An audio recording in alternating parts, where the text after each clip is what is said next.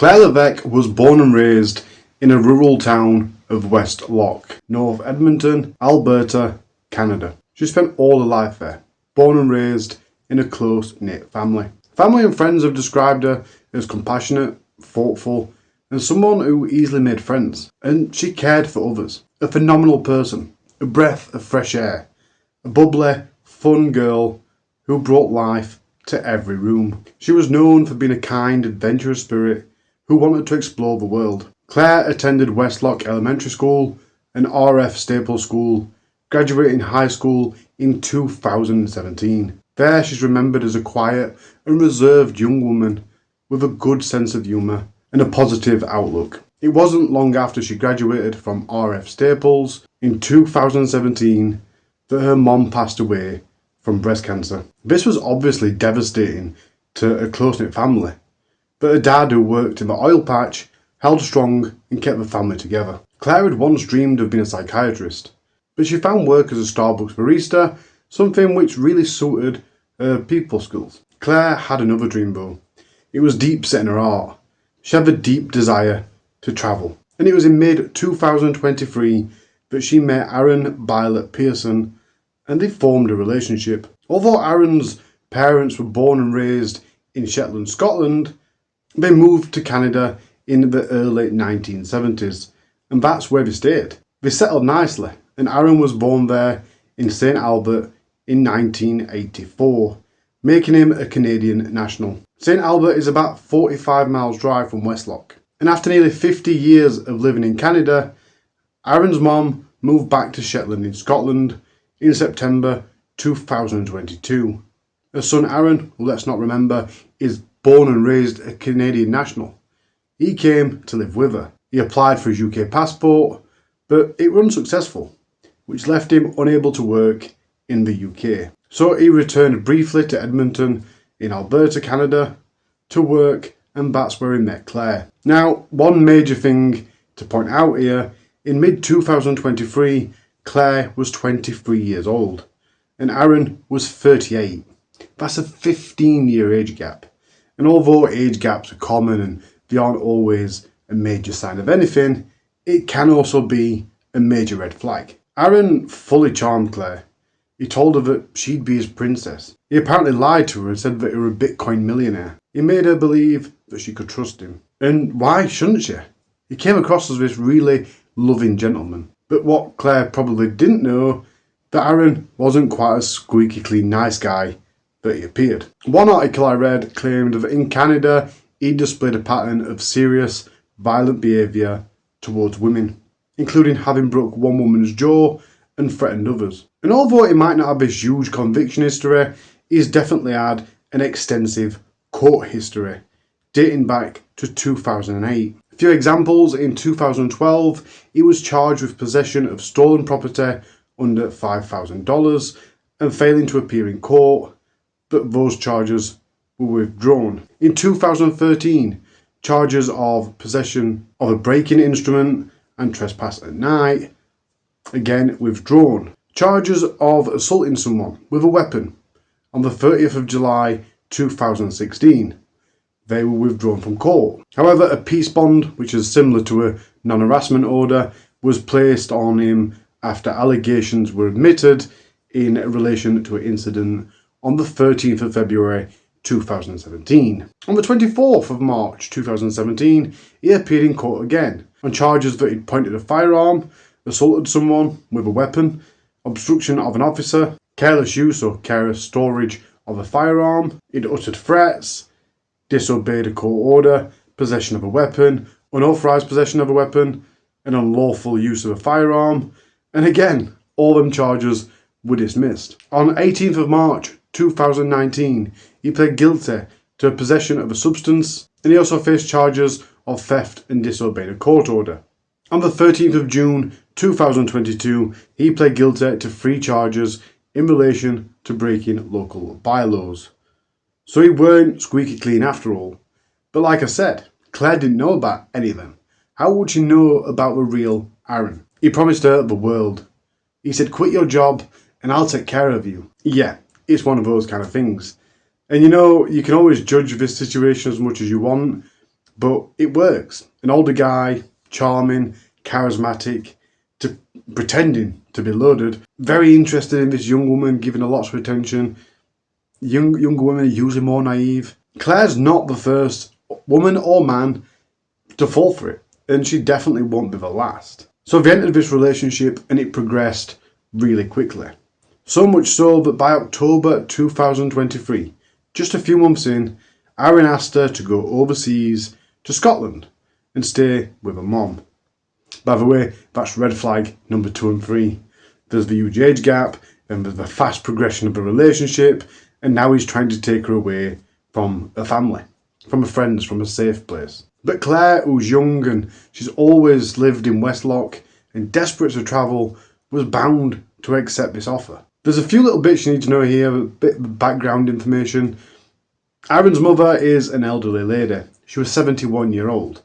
She's not very mobile. She's living in a remote village called Sandness on the Shetland mainland of Scotland. That's well above Scotland. The community is remote, like 30 miles away from Shetland capital, Claire Leveque, and it's only accessible via single track roads. Someone who lives at Shetland said, Sandness, with only about 20 houses, doesn't even have a grocery store. Residents usually travel about 25 miles to nearby Leveque to get the groceries. Shetland is basically composed of a number of islands. There are 3 big islands and the biggest is called mainland. Sandness, where Aren's mom lived, is quite a remote corner of the west mainland. It's a place where people go to escape. I think it's fair to say that Shetland is a bit of a refuge for people looking to live very quietly. And his mom's old and struggling with mobility. It's coming into winter in the very north of north, really. She's really geographically isolated. So this isn't framed so much of just solely undeniably good opportunity to travel thousands of miles across the world, but it's also an opportunity to meet and spend time with his mom and help look after her over the Christmas period. Claire, being a nice, warm-hearted person, was over the moon and happy to go. However, it's also reported that Aren, who led Claire to believe that he was this caring, loving, supportive gentleman, had also persuaded her to quit a job and he'd look after her. It's reported that she sold most or all of the belongings on Facebook. And at this point, Claire's dad has never even met Aren. Not in person, at least. They talked to a FaceTime in which he'd been accompanied with Claire, who would have this beaming smile at the side of him. And you can't get a grasp of a person over video call. Sorry, you just can't. But to him, his daughter was happy, and this trip to Scotland was just like a grand gesture.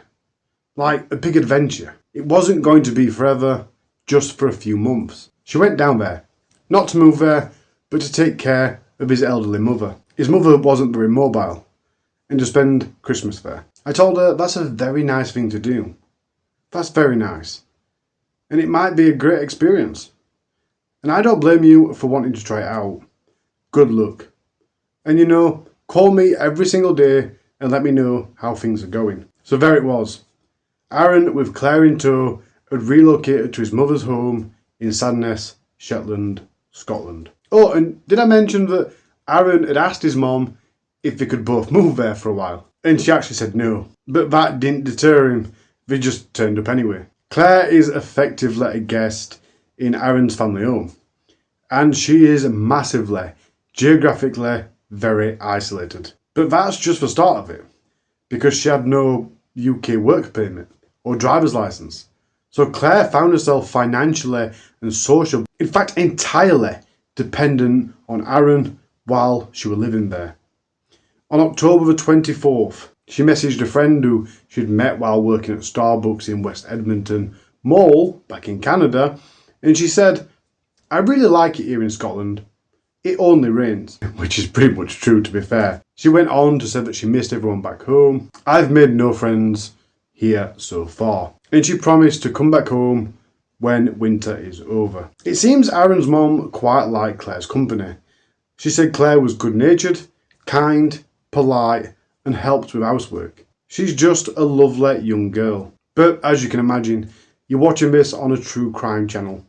And me talking about red flags, while they were living there, the nature of Aren and Claire's relationship took a darker turn. Aren was all too aware that Claire was totally isolated and dependent on him in every way, and he used that to assert control over her. The DA and coercive control had started pretty much as soon as they arrived in Scotland. Then it was only a matter of weeks, if not less, that Aren started to assault Claire. He was frequently physically violent and emotionally degrading towards her. Claire were confiding in a cousin back in Canada and another neighbour in Shetland about multiple incidents. One especially telling incident occurred around Claire's 24th birthday in December 2023, just a month or two after they'd arrived. Claire secretly recorded an argument between them on the 12th of December, in which she confronted him about assaulting her on her birthday. At one point in the 6-minute long audio recording, Claire says, "You beat the shit out of me on my 24th birthday." And he replies, "You deserved every bit of it.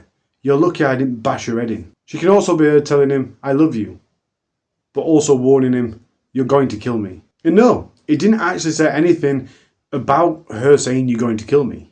He didn't try and reassure her or apologise or anything like that. I mean, they've only been there for just over a month and things are already at this point. What was said was bad enough, but the fact that Claire had felt the need to record it is a chilling demonstration that Claire already feared for her life. On December 22nd, Claire texted a friend back in Canada expressing that they had no plans for Christmas, which is quite crap when you've gone to spend Christmas there. In January and early February 2024, Aren's violence had escalated massively, to an extent that Aren's mom had noticed.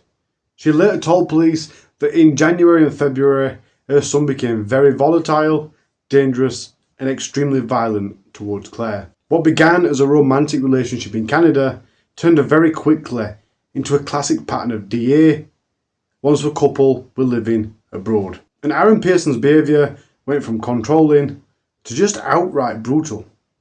In all, their relationship was characterised by a stark power imbalance. Aren was older, in control of the environment in every way, and increasingly violent, while Claire was young, isolated, and vulnerable in every way. And for the majority of her time on the island, Claire wanted out. But she had no way out.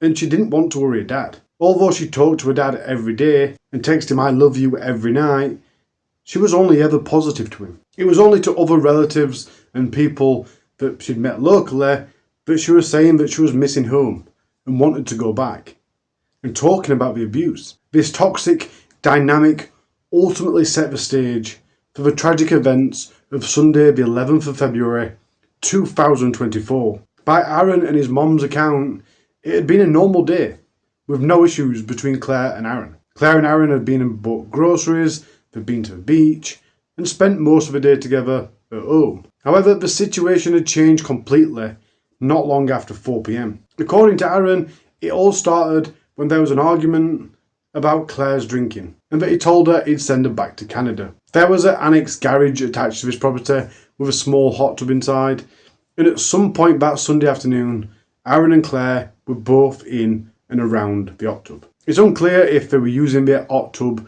recreationally together, or if Claire had retreated there during an argument that had already been going on. But Aren would later claim that this argument erupted because Claire had drank too much whiskey, and that he'd been on the phone to her dad saying that he was going to send her back home. And that really angered Claire, because she really didn't want to go home, obviously. It's important to know that this is just one version from him of how this started. It's his version of events. And that is a good point. Don't forget, that is what he said. No one knows for sure how that started. And put it this way, later on, while he was talking to the police and the jury, he talked about how incredibly drunk she were. A lot. He talked about it a lot.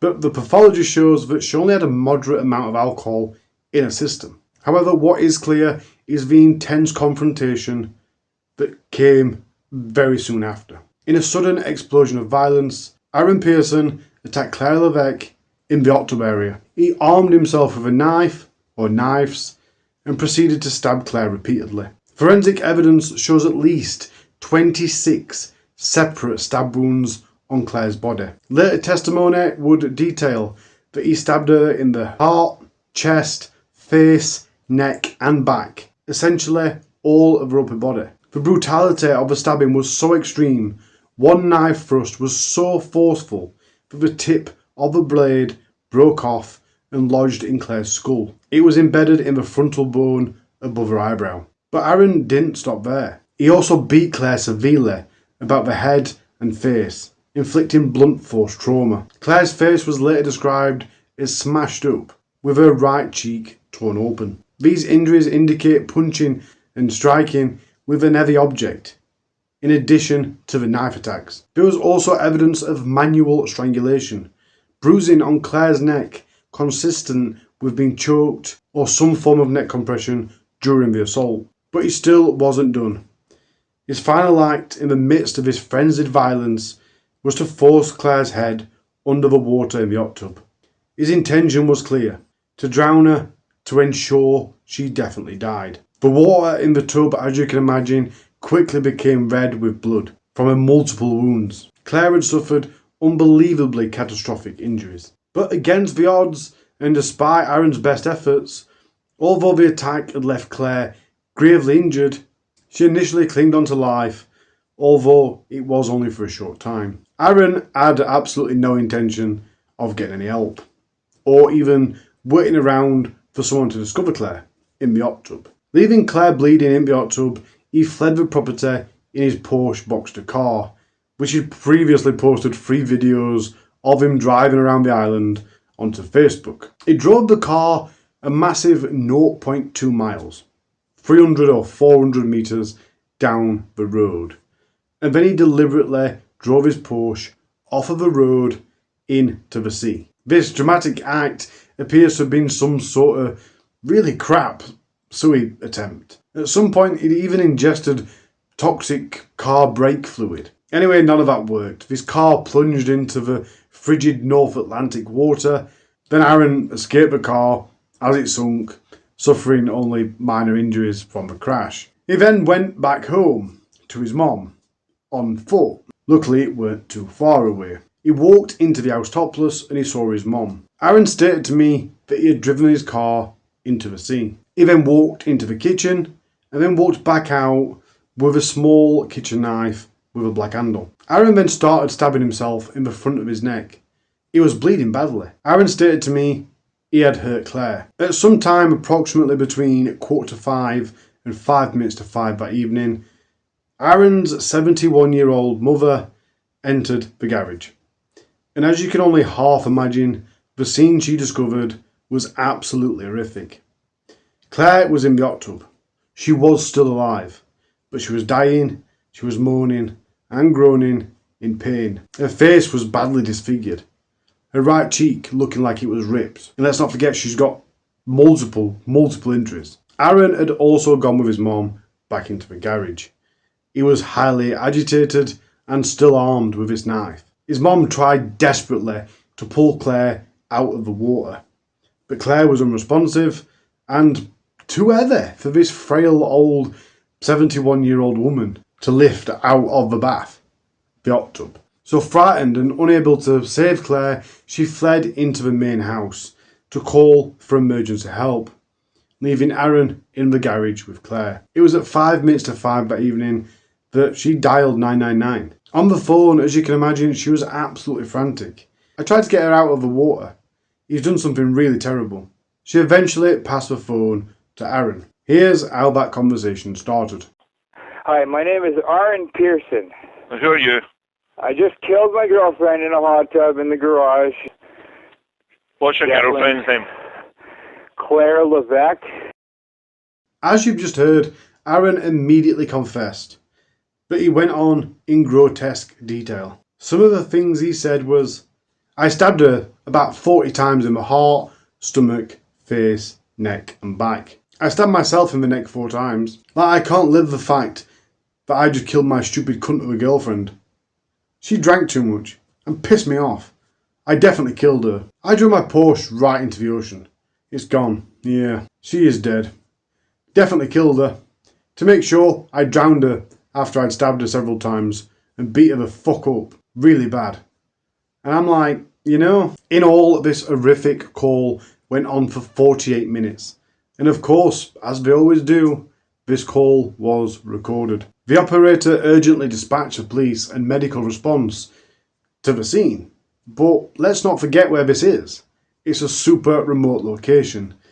So it took a long time for that response to arrive. I'm not sure when it were, I imagine about now, but at some point that night, Aren had also sent some messages to Claire's dad and someone else, informing them that he intended to provide Claire with money and a plane ticket home. In these messages, he told Claire's dad that he was giving her $250,000 and was sending her on a business class flight home. He said he had come into a stupid amount of money. Can I send her please to you? The second I turn my back, she drinks. She has upset my mother beyond belief.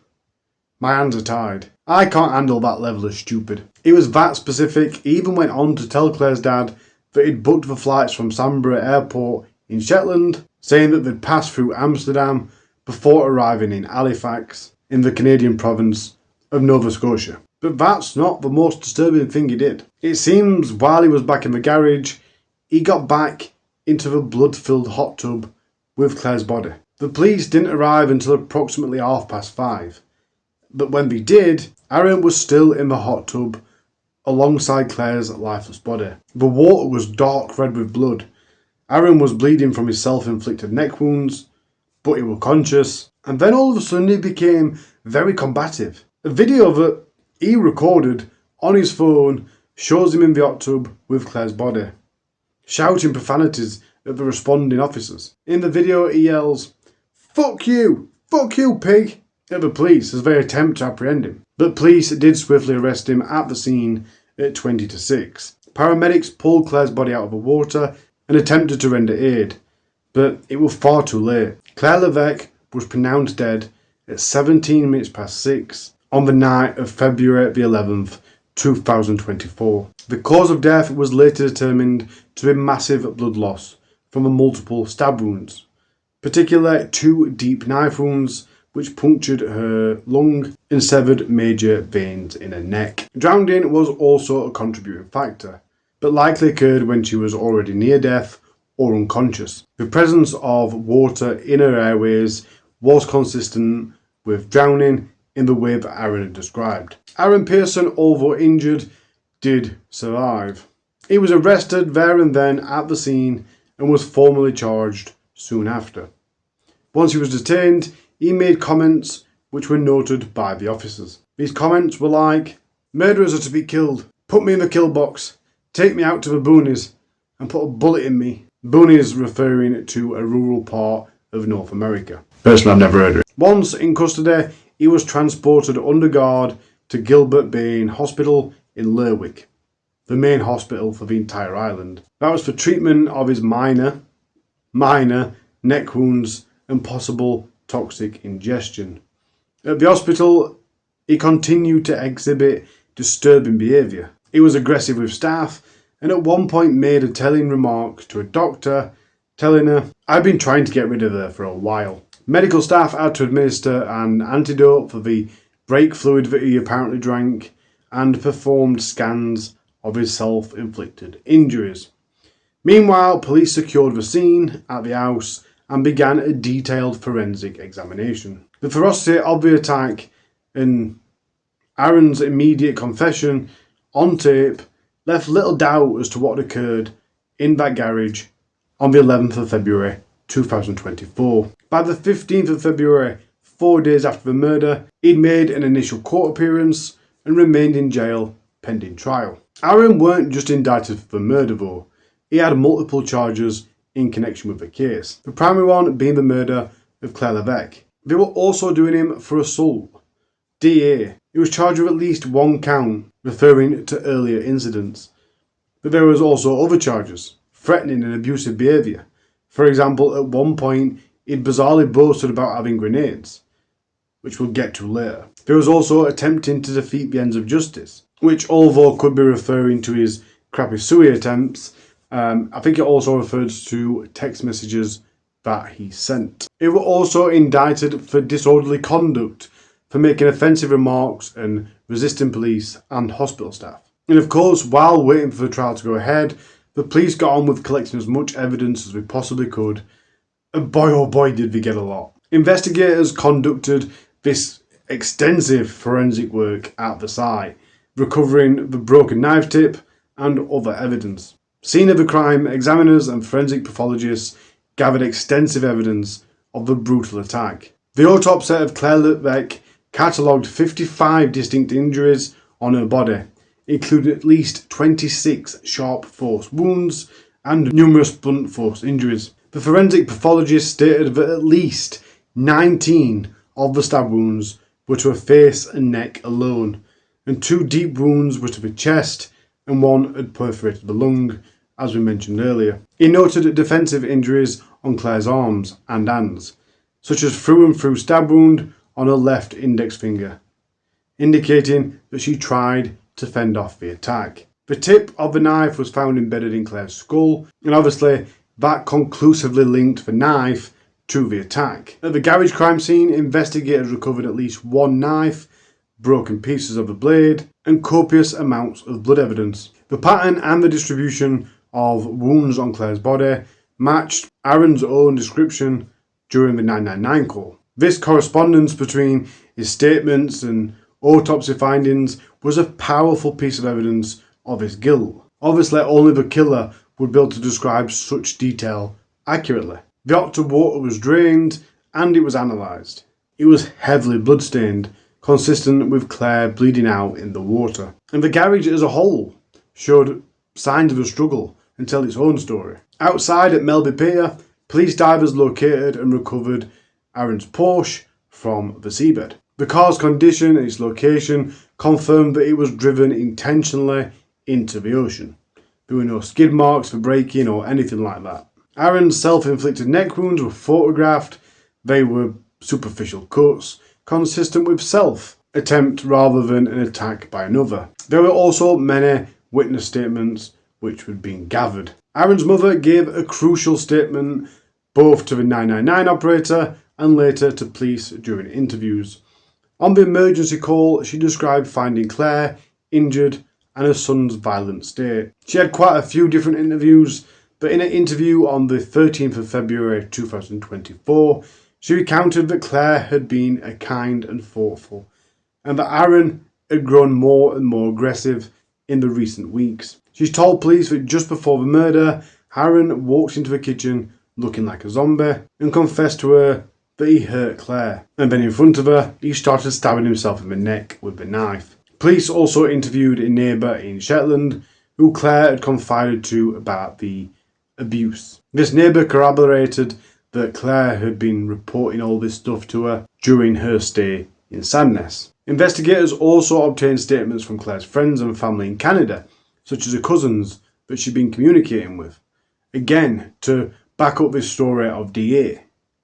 There was no way Aren could deny it, and Claire had talked to him about both physical and coercion and everything else. Medical personnel were also giving statements. The paramedics and the responding officers were giving statements to what they found at the scene and the hostile behaviour from Aren. At the hospital, the doctor had documented Aren's spontaneous comment that I've been trying to get rid of for a while comment, which she later came into court and told the jury. And you'll like this bit. A consultant psychiatrist who also assessed Aren shortly after the arrest provided a report and statement concluding he had no mental disorder and was fit to stand trial. The pathologist provided a detailed report and testified to the nature of Claire's injuries and the cause of death. The 999 call was itself a lot of evidence. It had his mom's initial plea and his explicit confession and statement on the phone. The call also had his mom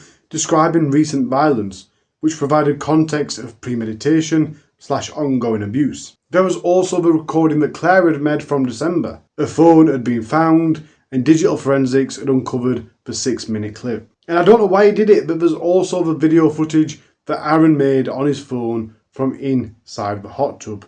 even though during the investigation he denied having taken the video. He said it weren't him.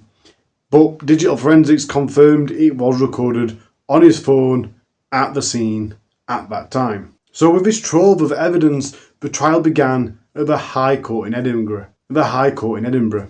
Scotland's Supreme Criminal Court, in early October 2025. And I know the crime took place in Shetland, but the trial was moved to Edinburgh due to the seriousness of the crime, or seriousness of the case, and to convene a jury from a much wider pool. And surprisingly, Aren pled not guilty to all charges, which I think, given the massive amount of evidence against him and the circumstances surrounding the entire case, is just absolutely ridiculous. He claimed that Claire's fatal injuries were all self-inflicted, a bizarre suicide or accident. Specifically, he testified that on the 11th of February 24, Claire became very intoxicated and upset after overhearing him on the phone to her dad discussing her drinking. He said that an argument had ensued in the garage. Claire lost her temper and punched him in the groin. She then grabbed the knife herself. He alleged that Claire jumped into the hot tub with the knife in hand and proceeded to do it to herself 4 or 5 times in the torso while he was stood watching, horrified. She stabbed herself once. She looked at me. She looked almost surprised that she didn't feel it. She started to scream. She maybe plunged herself 4 or 5 times. Aren even claimed any injuries on Claire's face and neck occurred either by her own hand or in the struggle where he tried to disarm her. He suggested that the sheer number of wounds might have been due to her repeatedly doing it to herself. Furthermore, he said he did it to himself in the neck out of distress, and he drove off the pier in a panic after witnessing a supposed suicide. This defence was, to put it mildly, far-fetched. Nonetheless, he stuck to it, essentially blaming Claire for her own death.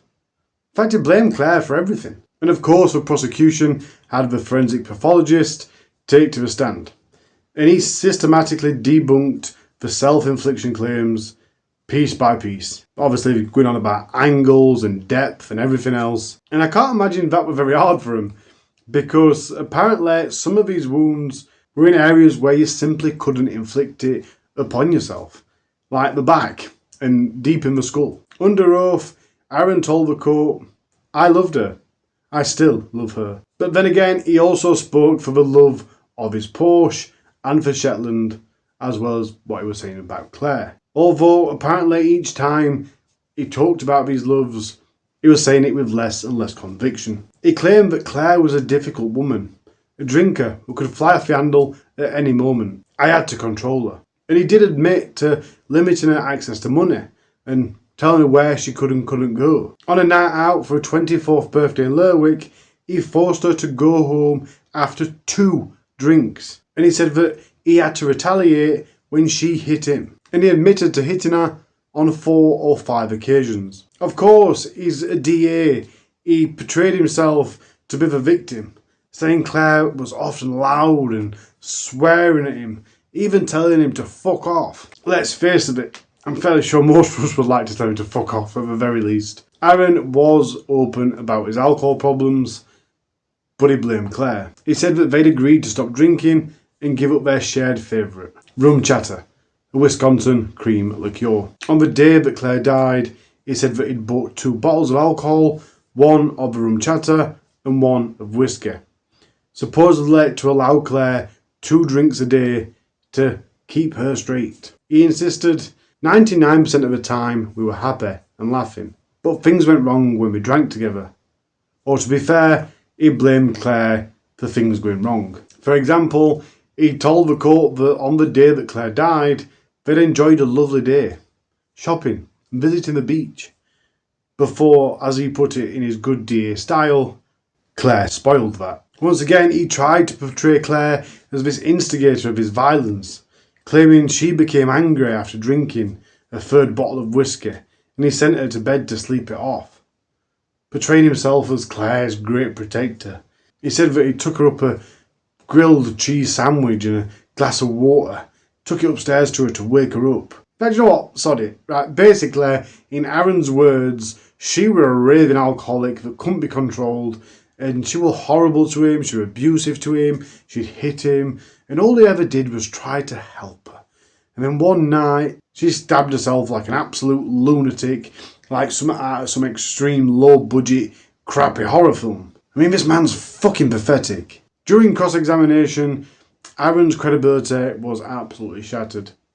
For example, like I said, he denied recording the video in the hot tub, but all the prosecution had to do was simply play the video. And that's it. It was quite clear that he'd filmed it. He had no other choice in that moment than to confront it. And there is a point here, by the way, they'd stopped it, we talked about it a bit, and they put it back on, and he said, no, please, you don't have to put it back on.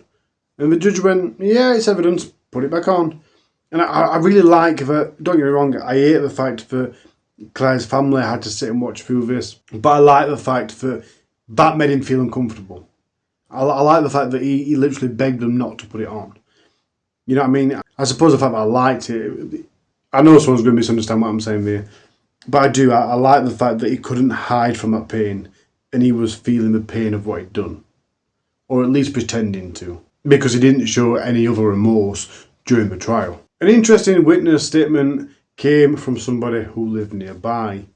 She was 43 at the time of the trial, and she told the court that on January the 2nd that year, 2024, Aren came to her house wearing only jogging bottoms, and she was concerned by how he looked. There was blood on his face, his body, and his hands. He told me he punched his teeth out, and his teeth were on a plate. He was very erratic and not calm. She said that Aren had told her that he was planning on taking his own, life. I asked him how he was going to do it. He was telling me he was going to do it. He had 3 grenades. I was very concerned about what was happening and frightened. This neighbour phoned some relatives of his, and they were attending a party nearby, and she said, look, you need to come and help him, deal with him, and he later on went to bed. Blah, blah, blah. Something that is really sad is that Aren's mom, Hazel Pearson, passed away on the 19th of May 2025. And I think that's really awful that in the last year of her life she had to see her son do this, if you know what I mean. I don't know how she died, but she did. But in her passing, she obviously couldn't be a witness in the trial. However, police did use her statements as a testimony. And obviously they went massively against Aren's new claims. She told officers, I told the officer on the phone that Aren was there, and I passed the phone to Aren, who spoke to the officer. Aren did not look like my son.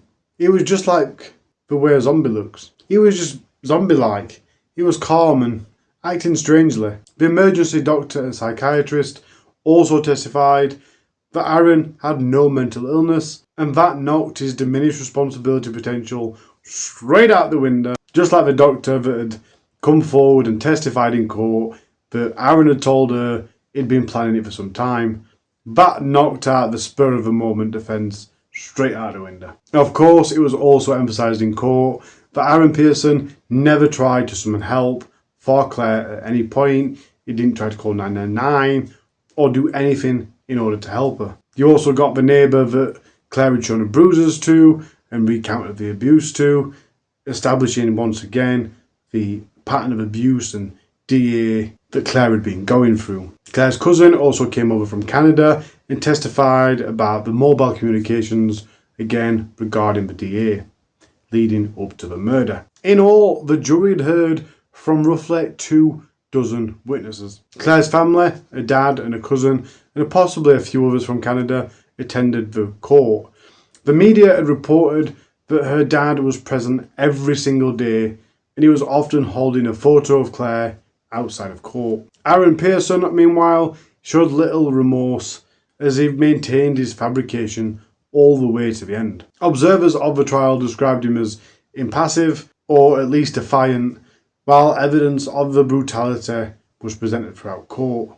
At no point did he cry, apart from at one point when he teared up during his own testimony. At some point between his arrest and the jury being sent to deliberate, the prosecution had dropped all the minor charges, so the jury were left with just 2 main charges: the murder of Claire Leveque and the assault charge from his earlier DV against Claire. After just 6 days of trial, which is, with all this information it seems amazing, but it were just 6 days, until the 15th of October 2025, that all 15 members of the jury agreed and returned a unanimous verdict of guilty to both charges. And you have to admire this judge, he wasted absolutely no time at all, and Aren Pearson was sentenced that same day. By law, a conviction of murder in Scotland carries a mandatory life sentence. As with the rest of the UK, there also has to be a minimum term.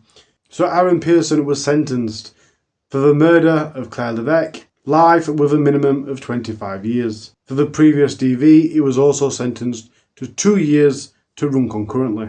Given Aren Pearson was 41 at the time of the sentencing, if he does ever get parole after his 25 years, he will be in his mid-60s at the very least. And according to the news reporters that was in the courtroom when the sentencing was delivered, he showed little to no reaction or remorse. Now here is a quite infuriating kick in the teeth for you. As I said, he'd been trying to get a UK passport since he moved from Canada in September 2022, but he weren't successful. All the way up until just less than a week after the killing. Bearing in mind that's after the murder, which he hadn't been sentenced to yet, and all the Canadian convictions, he did manage to get a passport. Journalists from the Press and Journal got onto the government about this, and they really pressurised them for answers, and they said that they weren't going to strip the British citizenship off him despite everything. And they basically said, look, we only do that in really extreme cases. It's the Home Office for Department of Government, and they say, look, stuff like espionage, terrorism, serious organised crime, and stuff like that, or if it were gained by fraud, then we would, but for this case, we're not going to. There is one thing that I didn't know where to put into this case, so I've put it right at the back, and that's Claire's dad in an interview talking about how he found out about Claire's murder. This interview was in February 2025. And he said that Claire would always phone him on his 9 AM work break, even from Scotland. But on the 11th of February, something didn't feel right. Claire weren't answering her dad's phone calls. That's not my daughter. My daughter says good night. She says I love you every day and talks to me every single day. After ringing her 8 or 9 times, he called Aren's phone, but there was still no answer. Then it apparently all began to unravel digitally. 2 hours prior to the police going there and finding my daughter, Aren told me he'd bought some air tickets to fly her home and they're coming back this way. I have it on my phone as we speak. That plane was booked for last Wednesday. And then he got a text from a stranger. Apparently this stranger was an Alberta acquaintance of Aren. And it said, this friend says, are you Claire Leveque's father? I said, yes I am. He found me on Facebook. He said, you need to get a hold of Scotland Shetland Police Department. And I called the police department. My first question is, what happened? Was my daughter murdered? And the officer says, yes. Straight out. That's all I've got for you. This has been recorded incredibly fast. Today is currently the 21st. It's 2 AM on the 22nd. I've put everything into getting this case done for you as soon as possible. And you know, again, I just go, the red flags are there. I think the problem with DADV, DH, is we don't believe it can be us. We don't. We know. When we see it in someone else, we can say, yeah, that's a red flag. But when it's someone being nice to us, we don't see them red flags. Not till it's too late. You get rose-tinted glasses if you like, and you don't want it to be true. And this is such a horrifying case, and we need to get it through. We need to be teaching teenage girls at school. Yes, I'm a very big advocate for saying that DA happens to men as much as it does women. 33% of DA victims are men. But domestic homicide is different. That is very much more women than it is men. And it needs to stop. DA is bad enough, but DH is just way too bad. It has to stop. This really weren't right. I do. I think it needs to be taught in schools. And But again, the biggest thing is if you see these red flags in a friend's relationship, tell them soon. Tell them early, tell them quick. The biggest problem is when it starts to, when the abuser gets for closing, maybe abuser male or female, they're isolating for everyone else. So it's much easier to say, yeah, but they're just jealous. That's why we're saying that. You have to get there nice and early. And this case is just incredible with how fast he managed to pull her away and isolate her. And he only managed to do that by taking her out of the country. And not only taking her out of the country, but he took her to a really remote place where there weren't many people she could talk to, where there weren't many places she could go. She couldn't drive. I don't know if I've used the maps or not, but there's not far to walk. There's a few houses. This isn't, oh, you walk for an hour that direction, you'll get to the city. No, this is, like I said, 30 miles. Average walking, 5 miles an hour? 6 hours to the city.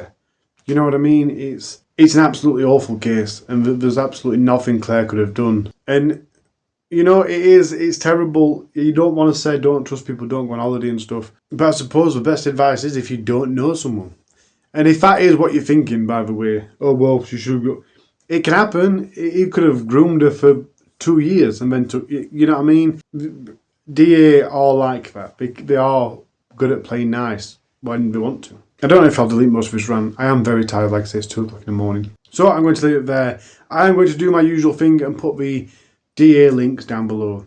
If you or someone you know is in a DA relationship or you might be worried, please do check the links out. It will be probably for the UK, America and Australia, depending on what my top 3 viewing countries are at the minute. But if you're not one of the countries that are listed, just simply go onto Google and search. There is so many charities, so many government agencies for every country. And again, if you're in that situation, if the worst thing is the connection from the family, the divide from the family. It's always the worst thing. You can always go back. Claire really ought to have just said dad. And I guarantee her dad's thinking the exact same. And I know why she didn't. She didn't want to worry him or whatever else, and she wanted a bit of independence. But please do. It's really not worth. It's really not. Right, I'm going. Oh, before we go, I need to tell you, we are back every Sunday now at 10 AM London time. Every Sunday, I'll be dropping you a new video, just like the good old days. So come and join me, be in the premieres, chat with us. If you can't, bang in the comments, and I'll still include you. I try to reply to every comment, and that's another thing. Just lately, the YouTube app is crap for comments. All of a sudden, they'll be like, no comments, and then a week later, they'll be like, oh, 3 months for someone. So it's a nightmare. I do apologise. And I just want to say thank you to these people. These people up here. These are my patrons and members, and they literally do make it so that I can make more videos. Because otherwise, I'd have to work more, and I wouldn't have time to make these videos. So these guys, but you guys as well, for you guys that have supported me for the last year and a half, that I haven't been doing videos as much, or I haven't been doing 2 years even. Guys, I am so thankful for all you long-termers and you new-termers. I love you all. Bye. See, when I'm tired, I just dig myself into an hole.